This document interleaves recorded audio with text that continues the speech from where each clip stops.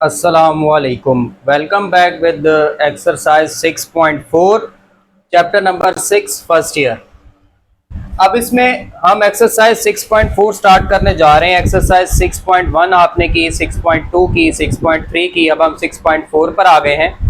इसमें आपने जो एक्सरसाइज 6.2 में फार्मूला आपने यूज किया था nth term of arithmetic progression, वो फार्मूला आपने जहन में रखना है क्योंकि उसका इस्तेमाल भी होगा।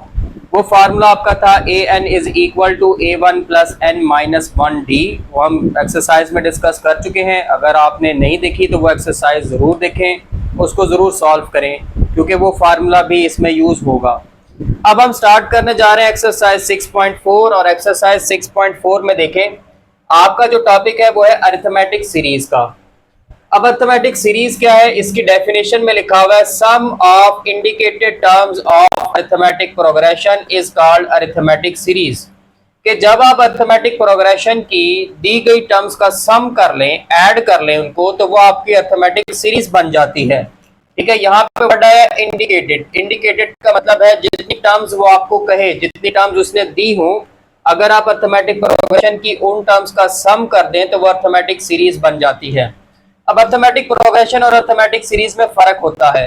अरिथमेटिक प्रोग्रेशन में हर दो नंबर्स के दरमियान आपको कॉमा नजर आएगा, और जबकि अरिथमेटिक सीरीज में आपको हर दो नंबर्स के दरमियान प्लस नजर आएगा।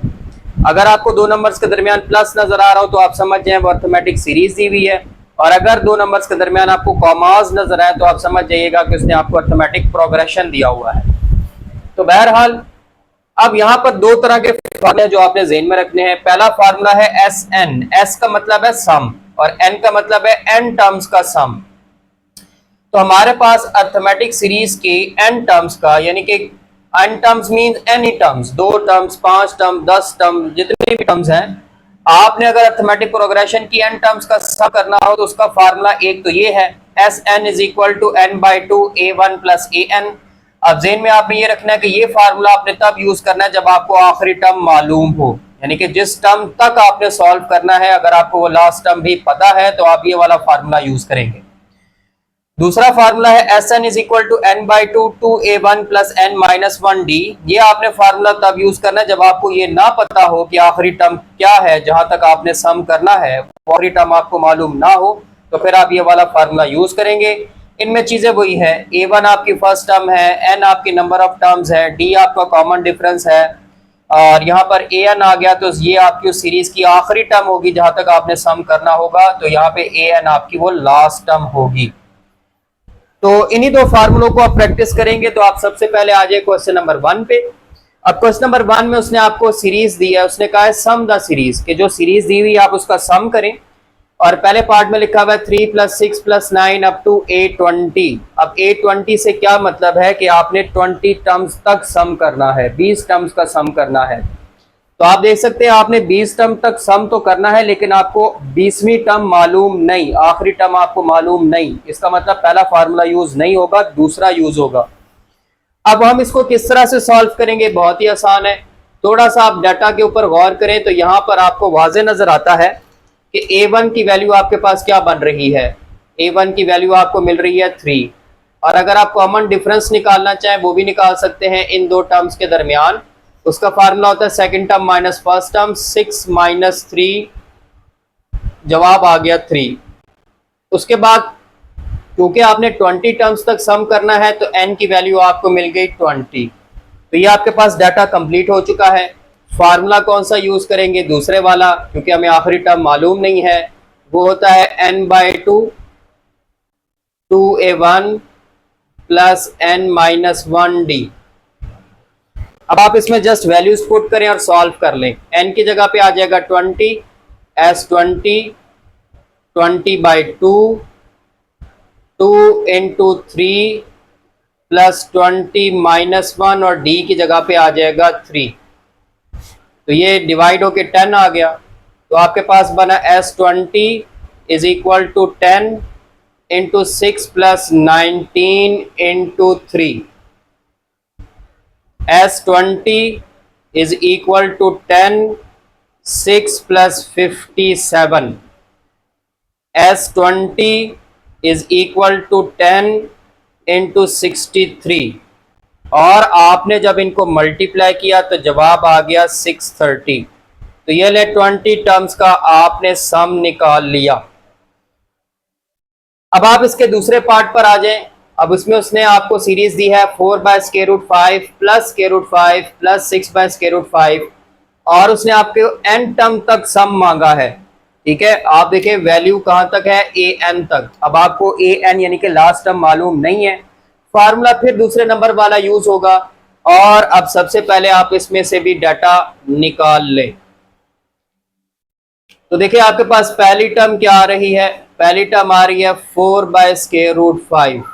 कॉमन डिफरेंस किस तरह से निकालेंगे, इन दो टर्म्स में से निकाल लें। तो second term minus first term, √5 minus 4/√5, LCM ले लें, इसके नीचे 1 आ गया। तो ये बन जाएगा d is equal to LCM आ गया आपका √5, क्रॉस मल्टीप्लाई करें, √5 इंटू √5, √5 का स्केयर 1 मल्टीप्लाई बाय 4 तो d आपके पास आ जाएगा, स्केयर रूट से कैंसिल हो जाएगा, 5 माइनस 4/√5। d की वैल्यू आपके पास आ जाएगी 1/√5। तो ये आपके पास d आ गया। a1 हमने पहले बता दिया था, ये आपका a1 था। और क्योंकि हमने n टर्म्स तक सम करना है, n की वैल्यू आपके पास n ही है। अब आप फार्मूला यूज करें, फार्मूला फिर आपका जो यूज होगा वो है Sn is equal to n/2 2a1 plus n-1d। अब वैल्यूज पुट कर दें, n की जगह पर n ही रहेगा, ये बन जाएगा n/2। 2a1 की जगह पे क्या आएगा, ये लिखा हुआ है 4/√5 प्लस n-1 और d की जगह पे क्या आएगा 1/√5। अब इसको आप सॉल्व कर लें। Sn is equal to n/2, 2 4 से मल्टीप्लाई हुआ 8/√5, n-1 ऊपर 1 से मल्टीप्लाई हुआ n-1/√5।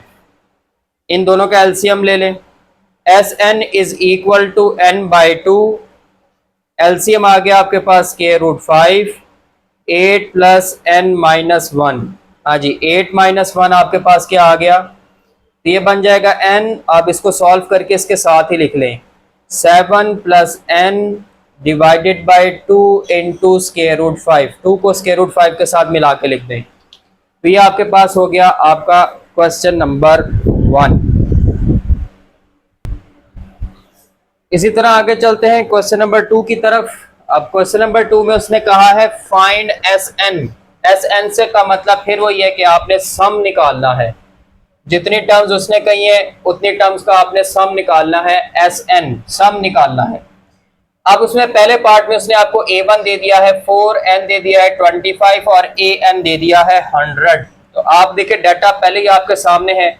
अब इसमें आप इस बात पे गौर करें कि उसने आपको an की वैल्यू दी हुई है, यानी कि लास्ट टर्म दी हुई है। तो जब लास्ट टर्म दी हुई हो, an दिया हुआ हो, तो आप पहला फार्मूला यूज करेंगे। यहाँ पर जो फार्मूला आप यूज करने जा रहे हैं वो पहला है Sn is equal to n/2 a1 plus an। अब आप इसमें वैल्यूज पुट कर लें, n की वैल्यू 25 है, S25 25/2। अब देखिए a1 भी दिया हुआ है 4 और an भी दिया हुआ है 100। तो बस ये सॉल्व हो गया। S25 इज इक्वल टू 25/2, ये हो गया 104, ये डिवाइड हो गया 52 आ गया। S25 ही आपके पास 1300 आ गया।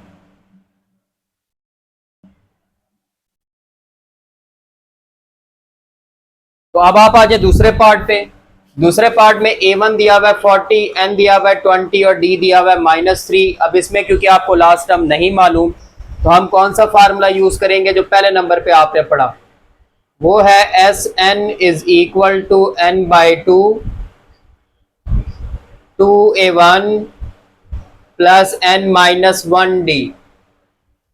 अब आप इसमें वैल्यूज पुट कर लें, Sn S20 is equal to 20/2, 2 into 40 plus 20 minus 1 into -3, as 20 is equal to, ये डिवाइड हो गया 10, ये बन गया 80 plus 19 into -3, as 20 is equal to 10, 80 minus 57, as 20 is equal to 10 और ये आ गया 23, as 20 is equal to 230, तो ये 20 टर्म्स का सम आ गया।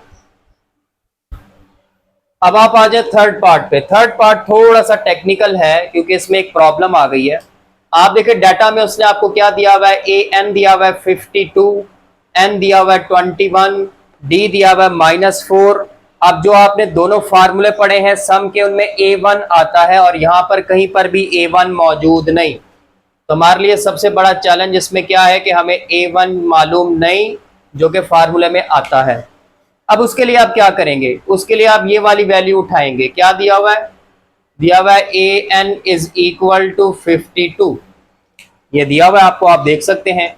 अब देखिए n की वैल्यू भी दी हुई है, वो है 21, n की जगह पे 21 लगा दें। A21 is equal to 52।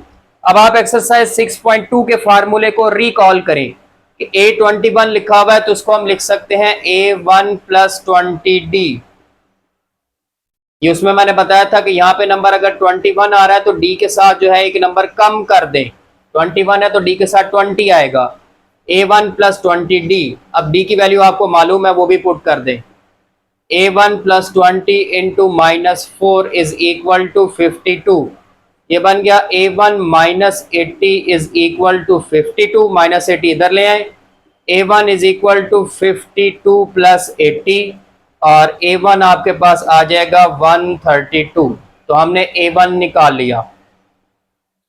अब आपके पास A1 भी है और लास्ट टर्म भी है। इसमें वैसे आप कोई भी फार्मूला यूज कर सकते हैं, पहला भी दूसरा भी, तो हम पहला ही यूज कर लेते हैं।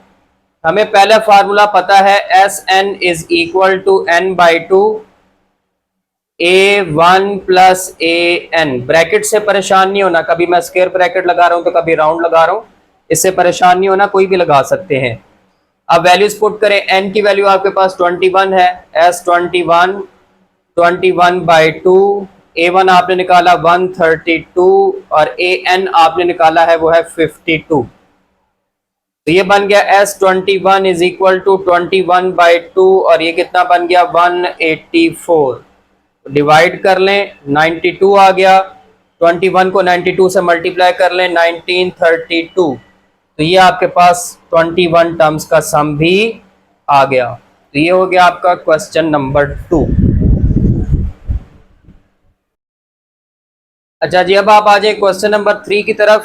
क्वेश्चन नंबर 3 में अब उसने कहा है कि find A1 of the arithmetic series, यानी कि आपने A1 निकालना है। डाटा देखे D भी दिया हुआ है, N भी दिया हुआ है, SN भी दिया हुआ है, कहीं पर भी लास्ट टर्म का जिक्र नहीं आ रहा, AN का जिक्र नहीं आ रहा। तो इसमें आप जो फार्मूला यूज करेंगे वो दूसरा है। डाटा उसने ऑलरेडी आपको दिया हुआ है और फार्मूला आपने दूसरा जो पढ़ा है वो है Sn is equal to n/2 2A1 plus n minus 1D। अब आप इसमें वैल्यूज पुट कर दें। तो जब आप वैल्यूज पुट करेंगे S19 is equal to 19 bye, बल्कि एक और चीज देखें, इसने Sn भी दिया हुआ है आपको 1786, तो आप Sn की जगह पे पुट कर दें 1786, n की जगह पे 19/2, 2A1 की जगह पर हमें नहीं पता A1 तो हमने निकालना है, 19 माइनस 1 और D की जगह पे 8। अब इसको आप सॉल्व कर लें। 1786 is equal to 19/2, 2A1 plus 19 minus 1 18 into 8। 1786 is equal to 19/2, 2A1 plus 144। 2 common आ सकता है। 1786 इज इक्वल टू 19/2 इंटू 2। जब आप 2 कॉमन लेंगे A1 प्लस 72, 2 से कैंसिल हो गया। 1786 is equal to 19 into A1 plus 72। अब 19 को मल्टीप्लाई कर दें। 1786 is equal to 19 A1 plus, अब जरा ये कैलकुलेट कर लें इसका आंसर क्या आता है। इसका आंसर आता है 1368।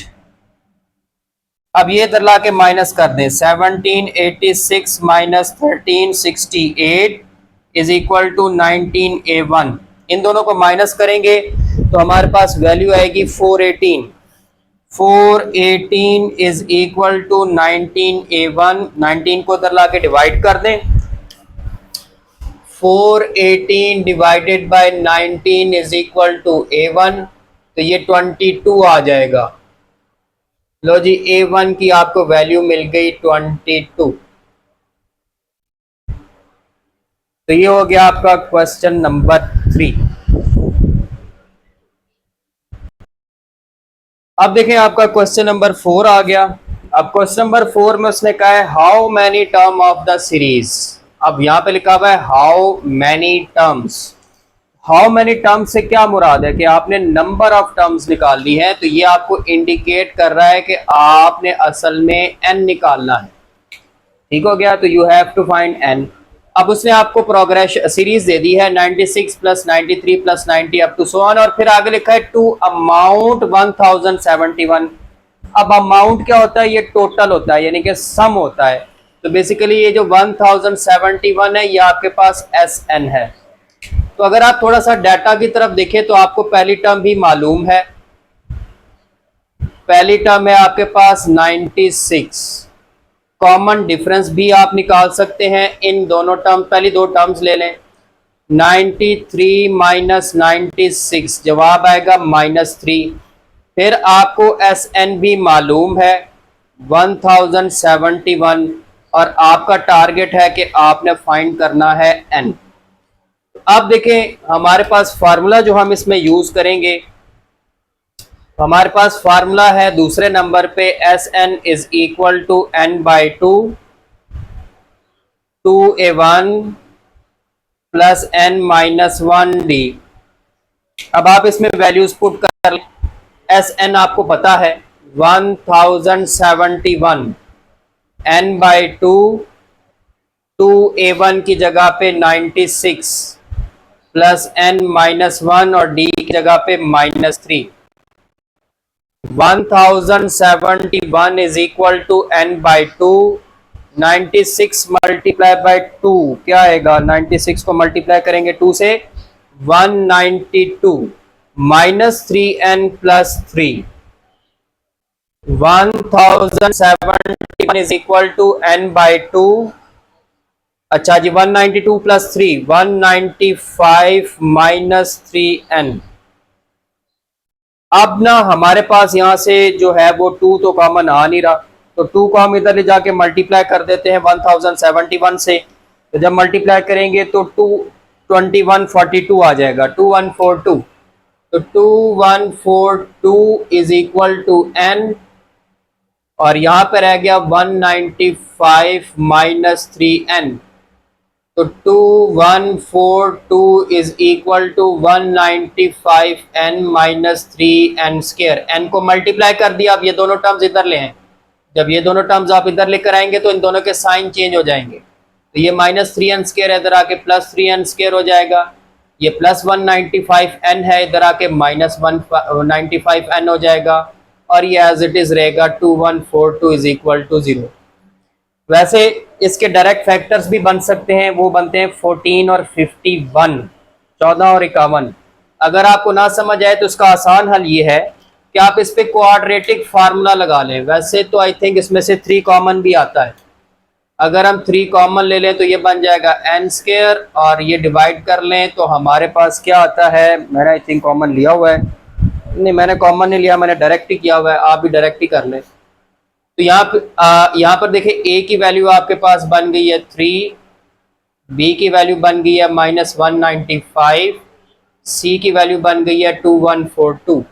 अब आप चाहें तो क्वाड्रेटिक फार्मूला लगा के n निकाल लें, -b प्लस माइनस के root b square -4ac divided by 2a, ये सारी वैल्यूज पुट कर दें, minus into minus 195 plus minus square root minus 195 का square minus 4 into 3 into 2142 whole divided by 2 into 3।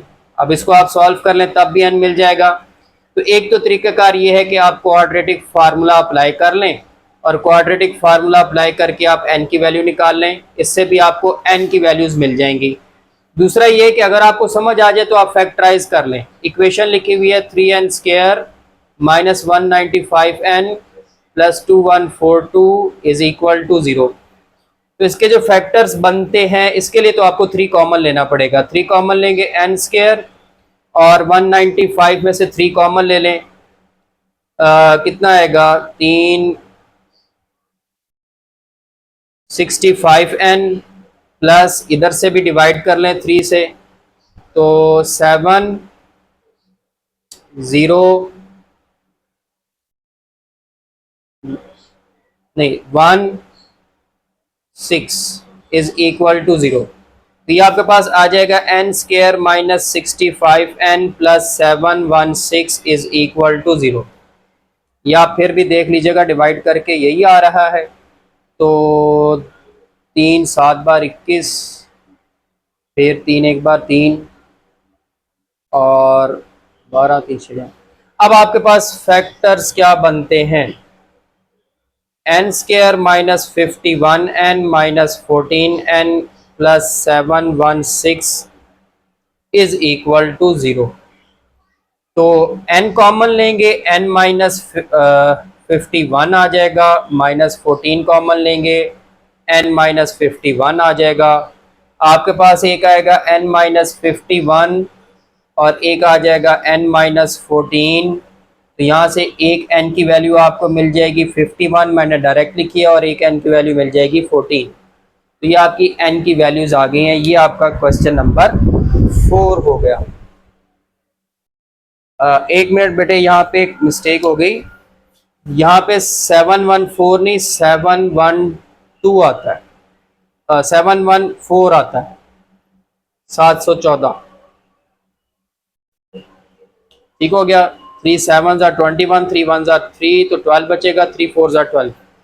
अब आपका ये जो है ना क्वेश्चन नंबर कंप्लीट हो गया है, क्वेश्चन नंबर 4।